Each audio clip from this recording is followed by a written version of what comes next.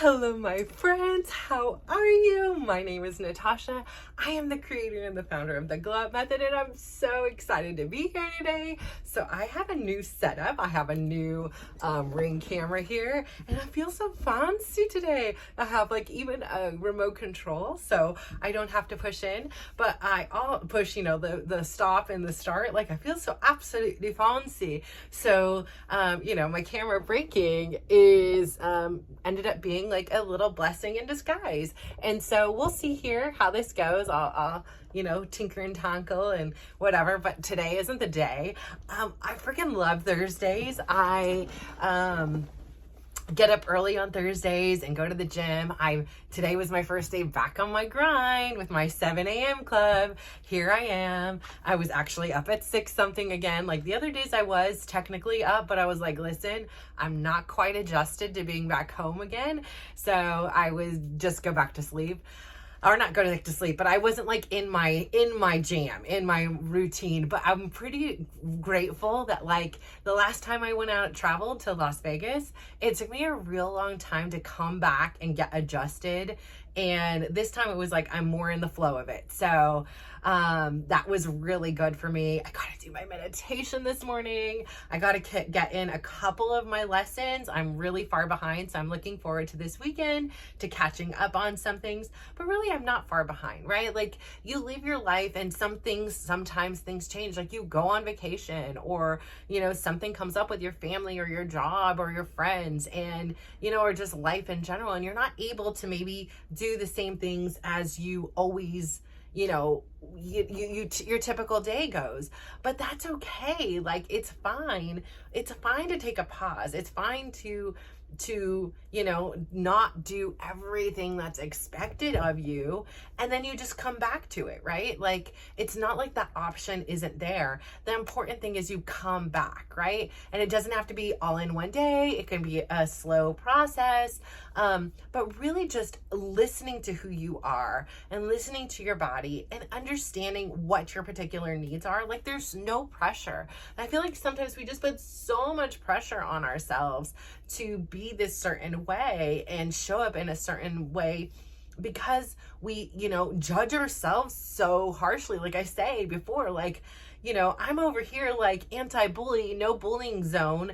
And then all along, I was absolutely bullying my own self. I was annihilating myself in my head. So that's why I say, if anybody says anything to me, I am like, okay, cool. I don't accept that. I don't have to accept that. And B, that's all you got? Because guess what?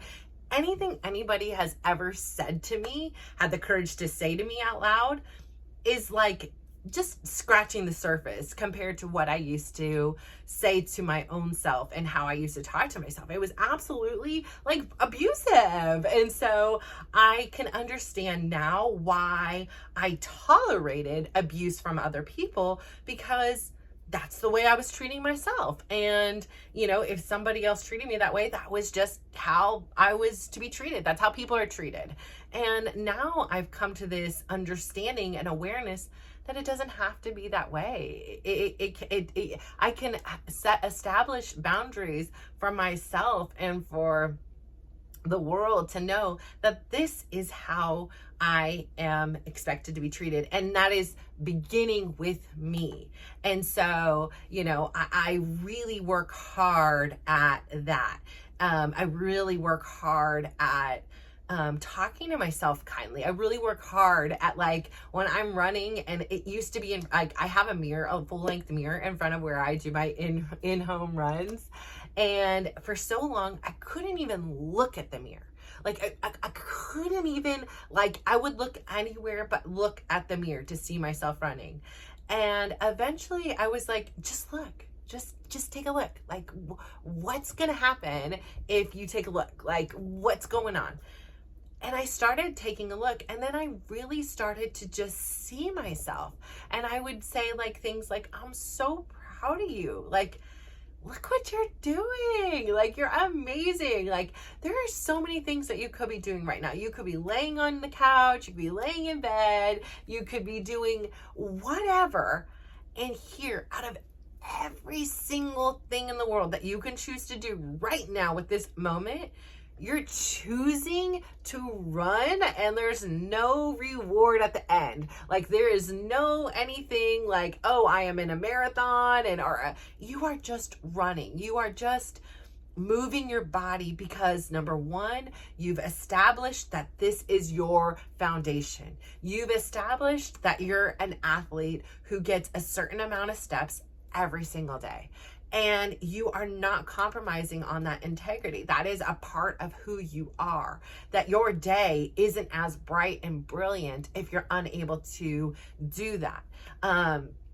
Again, that's my personal choice. But I really like looking at myself and seeing myself for all the amazing things I am, and being able to say, like, good for you, girl. Like, you are doing it. Like, I became like my number one hype man. I was like, yes, get it. Like, your hair looks cute today, or, like, you got a great smile. Like, not only was I a person who was really conscious and just, I love it. I mean, I cannot tell you how giving somebody a compliment just makes me feel. It is like a piece of heaven to see, like today, I complimented a lady who I work out with pretty often. We talk here or there. We're not, like besties in the Westies, but it's like a hi if we pass by or whatever. And she was wearing a blue shirt today, and it was a really pretty color blue. And so I was like, I really like your blue shirt today. And she was like, thank you. I really appreciate that. Blue is my favorite color, so I always try to wear some kind of blue somewhere on me, whether it be my shirt, my socks, my shorts, my shoes, my hair tie. And so here I was just living my life, and she got the biggest smile out of it. And so it was like, not only did I give a compliment, but I received so much. I learned something new about this lady that I happen to share space with, a few times a week if we're both at the dance class. And so I just feel like it's just so kind and lovely to give others compliments, but it's not a bad thing to give yourself compliments. On the contrary, I think it is a really good thing. I feel like I really need to do like a 10-to-1 and be like, I really like your green eyes, and like, I really appreciate your discipline. Like, because for so many years it was like 10 negative and maybe one positive. Like, I am being generous here. And so now I have like this confidence and this courage, which, again, it didn't feel normal in the beginning. Like, I was like, oh my gosh, like I am like faking everything I'm saying, like this isn't true, and oh my gosh, if somebody could hear me now, they'd be like, you're so into yourself. Like, drop all that crap. Like, who cares what somebody thinks? The most you should care about somebody who cares is what you think about yourself. Because quite honestly, look at this hair here, but quite honestly, it is the most important thing, is what you think of yourself. Like, it helps mold your life, what you think of you in so many ways, like the tolerance of how you're treated, the relationships, the way you treat others. Like, so if we begin with this foundation of love and support and compliments instead of criticism, your world is so much brighter. It is so much kinder. It is so much more loving, and you exude this extra sense of passion and energy. And the way you walk and navigate yourself in this world is honestly reflected back to you. If you're looking at a person to find what is beautiful about them, what is lovely, what is kind, what is special or unique, then that is what you're looking for. But if you want to be on the, and believe me, like I said, there were times that I was sitting back and I was the Bravo queen, and I was like, all about whatever the new scandal or the new argument was, or, passing judgment on their outfits or their lifestyles or whatever. Yeah, that was easy to see. This is where my focus was going. I was ready to criticize anybody. I'd walk by somebody at the mall and be like, ew, like, I've done that in my lifetime. And that never, ever, ever ever one time made me feel good. It never, ever, ever made me feel better or superior, or, it didn't have any kind of positive effect on my life. And so shifting that dynamic and looking and seeking what is amazing and what is beautiful about every single person that we meet, it just opens up your world, right? There are so many relationships I've cultivated that started with a compliment, whether it be somebody complimented me or I complimented them. It is this beautiful thing to just say something kind, because there's so many people out there in this world that are in pain and hurting and in their default right-handed ways, and they just by nature are looking for the worst in life. And that's an option. You can always go back to it. Like I say, and there's times that even if I'm in an environment where there's many people who are doing that, I really do struggle, because it is a right-handed habit. For so many more years of my life, was it about comparing myself, and it was my own insecurities and not feeling good enough that then I was looking for the things that made somebody else not good enough. I don't know what the point of it was. It wasn't like I ever felt good in the end, but that was kind of how you heard. You're talking with your friends and that's what they do, and you do these things, and just releasing that and not thinking about those kind of things has freed up so much more time and energy, and it's more productive. It is more uplifting. I feel so good. Going to the gym today, I didn't go to my last Thursday class because I was in Dallas, right?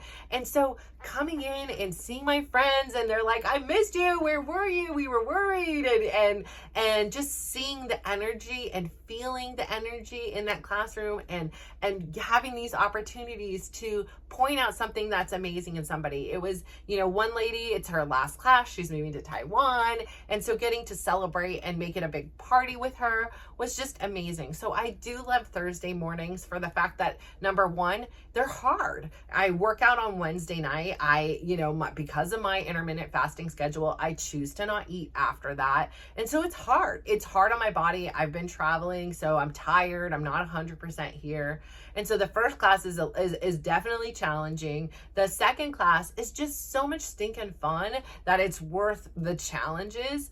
And it makes me feel again, I, for a long time, was, having this saying going in my mind, I can do hard things. I can do hard things. I think about it when, I think about the relationship with Chris, and sometimes, it's a struggle, right? We are very different people. We are very different outlooks on visions, beliefs in life. And, I honor how he feels. He doesn't want to be my friend. He's like, I want to be more than friends, or I don't want to be your friend. And quite honestly, we never really were friends, right? So it's to all of a sudden become friends is not something that is natural for him. And on the contrary, that was my belief. But in his belief is I'm his best friend. We've been best friends all along. And to me, I'm best friends don't treat one another this way. And I'm guilty as anybody, it's not all him. And even in the way I was treating, I taught him the way it was acceptable to treat me. I didn't establish the boundaries. I didn't clearly communicate. I own that. And why do I own that? I don't own that to beat myself up. I own that. I accept that, because going forward in a relationship with him or in a relationship with somebody else, whether it be a friendship, a family relationship, a intimate relationship with somebody, I need to acknowledge my part of how I got there in order to ensure that I practice using the tools that I have now acquired to make sure that that doesn't happen again. And it's okay. There is no mistakes, right? It's okay that I did that. There's nothing wrong with me.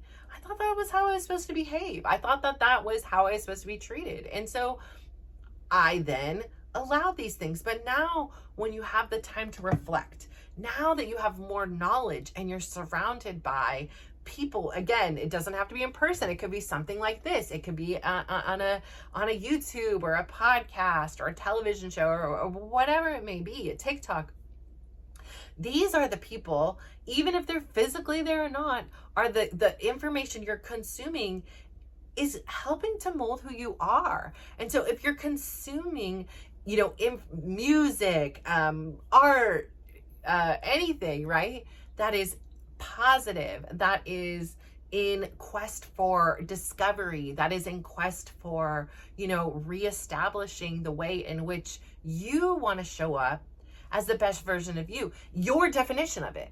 There is nothing wrong with any of it. Like, you want to sit around and you want to talk badly about people, you can do that. Like, it doesn't make you a bad person and me better than you. No, it's just your life, and that's your choice. You do with your life as you choose, and I will do with mine as I choose. We may not always, jive together. We, maybe like, hey, she's too positive for me. And then I may be like, it drags me down. So, maybe we have to limit our interactions, but you be you and I'll be me over here. And so I think that that's the biggest thing.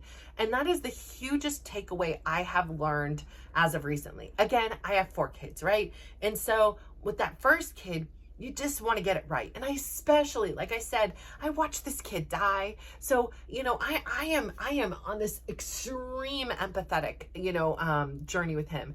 I watched him have blood transfusions. I literally one time walked into the NICU. It was in the middle of the night. It was like 3 a.m. and he literally had an IV coming out of his skull. I was like, you need to get that out. Like, this, I can handle a lot. That is not one of them. And they didn't. But, they're like, so is it worth to, disturb them? I'm like, no, but like, damn it, I don't want to see this. Like, that is making it really real here. When he's bungled up in his, swaddling things in the isolette, it's a whole different story than an IV coming out of his head that's just there. And oh gosh, yeah. So I really wanted, I had understood every tear, every pain that this child had experienced from jump. Like, it was like, hey, welcome to the world. It sucks. You're going to be in pain and you don't get to go home. And, you're getting IVs and blood transfusions and basically tortured and gavage fed and you name it. And so I really became hyper vigilant on protecting him. I became really hyper vigilant on trying to protect him from anything that could potentially cause him harm or hurt. And I think, I just wanted to get it right. Like, I had gotten, in my point of view at that point, at 23 years old, I've got this sick baby. I'm married to somebody I don't know. And it's a relationship that from jump, we were arguing before literally the first time we met. And so I just knew in my heart that he's a great person. He's very kind. He's very generous at times. And he has a great heart. He's had a lot of challenges, but I just knew for me that energy was something that really affects me in a negative way. And I really tried for my lifetime to look past who he was and keep this thought of who he could be or would be.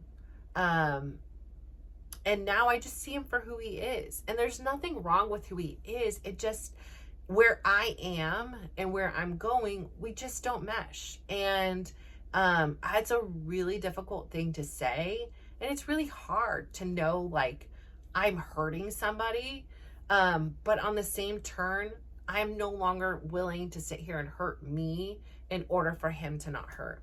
And so when it came to my son and my parenting style, I really wanted to get it right. It was like, let's just do this textbook, team parent, volunteering classrooms, you got the lunch with the note, everything I never had and always had wanted. And at the time I didn't realize it was necessarily about me at all, but I can see now that there were probably parts that it very much was about me, but I just wanted him to have it perfect. I wanted him to to have his happy ending. Like, again, like I'm all about these Cinderella stories. I'm all about the underdog story where it's like you go through something, but yet you come out and it's this beautiful story at the end. And so I think, again, like that's something else that I can, sitting here can admit, like, because my life started so tragically and filled with so many traumas, it was like, I want that victory story. I want that story to say, hey,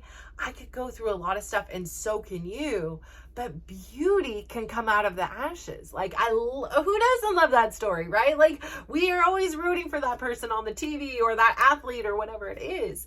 And so, again, I had no control over the circumstances that have happened to my kids, but I do have influence on how they move forward through it. And so it is super important to me. And it like just touches my heart that I really wanted to get it right. So it was like textbook. It was like, go to school, go to college, even if you don't want, like it was just, and he was like the first child who was very like, I follow the rules and I'll do. My mom said, this is what I'm supposed to do and I'll do it. Like, so he did, and he did great. And then my daughter, she had a little bit more, je ne sais quoi. She had a little bit more independence and I'm going to do things my way. And, her and I, again, this was my first real experience, really living with a female for a long time. And, like I had lived with my aunt and my cousin had lived with us.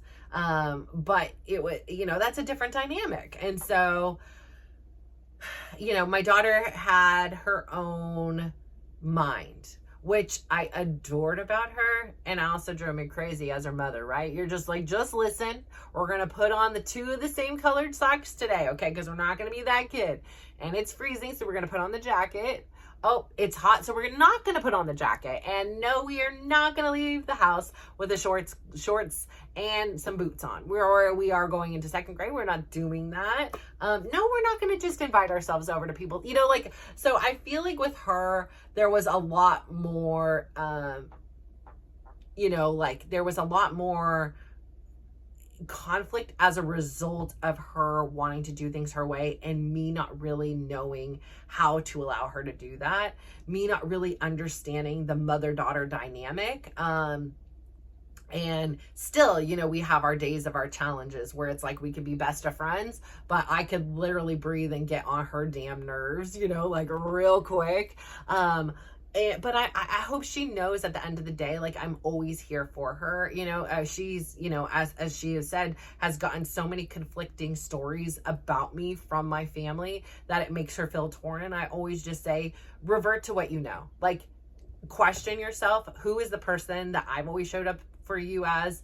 And, like you base your decisions on you, not what anybody externally says. And if you don't like me at the end of the day, based on things that I've done specifically to you, I'm okay with that. Like, I'm not okay with it, obviously, but like, I don't want that to happen. But I'm also like, be you. And so when it comes to my 3rd child, I'm telling you, like, number one, it doesn't even feel like he graduated because he didn't go to his graduation. So like, I kind of have this, like, it didn't happen, we weren't there kind of thing. But on the same turn, I'm really, really, really opening up to the fact that thanks to my older 2 kids and their experiences and evaluating them and all the work I've done, is at the end of the day, we really have to do our lives our way. And there are parts of me that want to make it so easy for him. Then, because again, he has had this underdog story. He's had a brain tumor and had brain surgery. And then, he's had elbow surgery. He's had hernia surgery. He's had ear surgery. He's had an ACL reconstruction surgery. He had a surgery to take out hardware from an elbow. Like, he has been through it. And so again, I have this sense of like, I just want like the rest of your life to go easy. And so the easy answer is to be like, we're going to go textbook. You got into UCLA, you go to UCLA, you do this.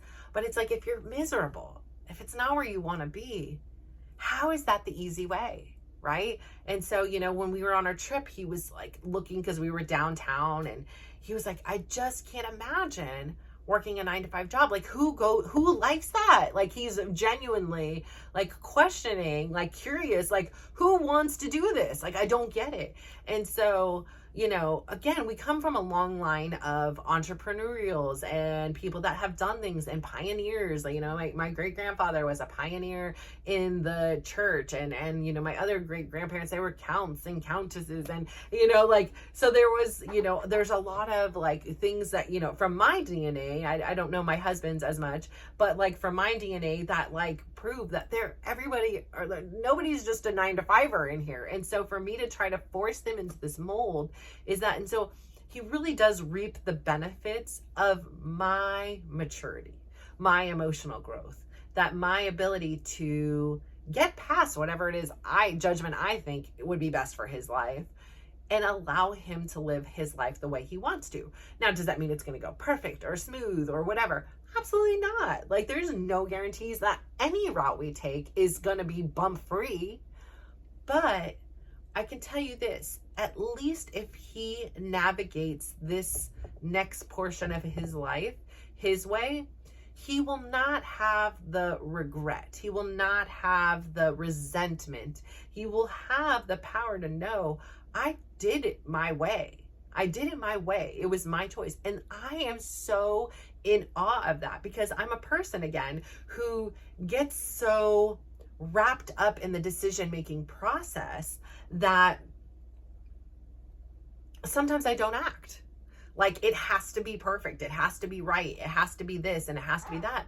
And I think that this Dallas trip was just so phenomenal for me, for like just the whole realization of how challenging decisions are, and having to break it down and be like, okay, so what's the worst case scenario? You hate the hotel, change hotels, change rooms. Like, there's options you can do. Learn the lesson, never stay there again. Like, there's so many different ways in which, you know, you can respond, but we don't know. So we're sitting here not making a decision on something we don't even have factual proof on. And I ended up doing it, and I ended up being so grateful for what I chose. And it doesn't mean that every time it's going to be perfect like that. No, of course not. Like, life doesn't work that way. But when we make a mistake, when we eat something we don't like, we also learn from that. So I do appreciate that I loved my trip. I do appreciate that I loved the hotel. I do appreciate all of that. But I also understand that life is beautiful, and that we don't always know all the scenarios behind the next door. We don't always know all the amenities the hotel's gonna have. We don't know how soft or how hard the bed is. We don't know how loud or quiet the room is. And so sometimes we just gotta act, and we gotta take that chance. But if we use our internal voice, if we use our internal integrity, our desires, our wants, our internal voice to guide us, we can't go wrong. Even if it is something we don't like or we don't really want to experience again, we can use that and adapt and learn. And so I say the real most important thing here today to say is really do life your way. Like, I accept it. My daughter just graduated college, and there is no pressure. Like, I'm not pressuring her, like, you need to get back into school. You need to get it, you know, this. My other son, I'm not pressuring him. Why? It's their life. It is their life at the end of the day. I would love to help, and I would love to say, here's exactly what to do. Here is a guarantee that you will love your life and you will love what there isn't. And it's not for me to discover. Like, it is my job to get you up into this point and to make sure that I, you know, teach you the, you know, the morals and the things that like will help you to navigate the next part. But this part for me, it's the sit back and relax. It's the, you know, yesterday my son had to fly, and he's gonna fly from here to New York, and you know, my oldest one, and then from New York to Boston, from Boston to home. And it was, you know, navigating that. It was learning how to look up the cheapest air flights, you know, airfares. It was learning how to, you know, establish yourself on the app and start earning those miles. And, you know, it was about learning how to do that. And so before, it used to be something I would do for him, but I was like, no, come in, we're going to do this together. Like, let's see which flight do you want? You know, here's my thing. I like a nonstop. I don't want to be flying around here and here, but your money is, you know, not as an object, right? So, you know, but that's going to cost you an extra $100, $200. Is that worth it? No, you know, you have to make these compromises and decisions, and allowing this platform that tells them that it is safe. It's safe. You are supported. You are loved regardless of what decision you make, I think is so important. So if you're supporting somebody in your family, if there's somebody who's doing something, don't pass judgment. Allow them to be them. You're allowed to speak your opinion, right? Like you're allowed to say, like, here are my thoughts on it, but I support you in what you do. And really do that, because I believe that you deserve that same kind of respect and honor and commitment to you from those people around you, to say no matter what you do, if you choose to overeat, if you choose to undereat, if you choose to work out, if you choose not to work out, if you choose to be a mean person, or if you choose to be a nice person, I support you. I love you. And I'm here for you. Obviously, we have to ebb and flow, if somebody's mistreating us or whatever, and we don't have to like be all in. But I say all that to say, just be you. Be kind to you. Be accepting of you. And you will see that will start to emanate throughout the world. If the minute you stop looking for every piece of imperfection, every criticism within yourself, you will stop seeing that in the rest of the world. And the minute you decide to be kind to yourself, you will see how much kindness there is in this world. Because really, it does outweigh the negative. It does. I know it seems like in the scheme of life, we're like, oh, this happened today. But that's one thing. We're just forgetting all the facts that we drove someplace and got home safely. Like, that is a kudos. Like, we got up and we were able to eat food today. That is another kudos. Like, there are so many amazing things that happen in a day-to-day basis that we just are like, whatever, that's supposed to happen. That happens every day. But that is a really fortunate thing. So I say all that to say, thank you so much for tuning in today. I am so excited and so grateful that of all the things that you could choose to do today, you chose to spend a few minutes with me. And that just makes me feel so warm and kind inside. And so thank you so much. If you could do me one huge favor, go out there today, give somebody a big smile, give them a compliment, and just watch how they glow up. So thank you so much. Mwah. Bye. I'm going to use my fancy. Bye. Maybe not.